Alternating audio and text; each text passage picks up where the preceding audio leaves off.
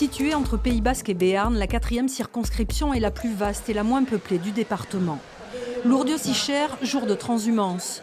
Le député sortant Jean Lassalle ne se représentant pas, c'est son frère Julien, berger à la retraite, qui reprend le combat et l'étiquette Résistons, un homme du terroir attaché à ses montagnes aspoises. J'ai été berger toute ma carrière et j'ai fait pas mal de militantisme agricole. Voilà, et alors ça c'est le prolongement de ce que j'ai fait. C'est dans un autre lieu, une autre manière de faire.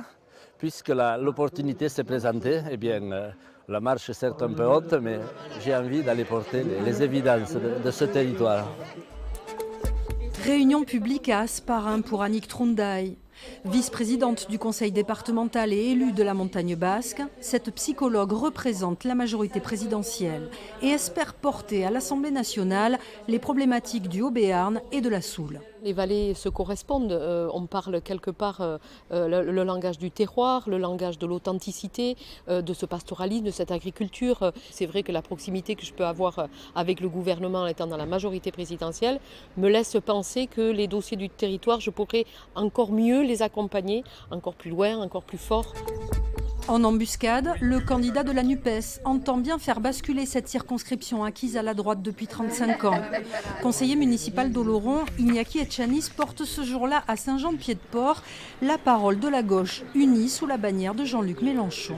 On s'est mis autour de la table pour porter un projet de transformation sociale, écologique et démocratique. Ça fait 25 ans qu'on n'était pas là autour de la table sur une seule candidature et 35 ans qu'ici la 4e circonscription élit un député de droite ou du centre. Et il est temps, je pense, de changer et de voter pour un programme qui correspond à la fois aux besoins de la circonscription et aux besoins nationaux.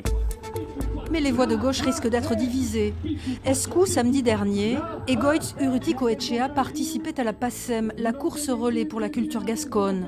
Pour le mouvement Etxebai, le nationaliste basque entend amener la défense des services publics jusqu'à l'Assemblée nationale. On subit les conséquences de la loi NOTRe, c'est-à-dire la métropolisation, la concentration des services, des administrations, avec un délitement des services publics, une casse des services publics.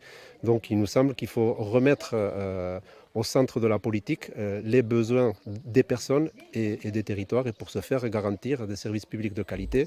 5 autres candidats se présentent sur cette 4e circonscription.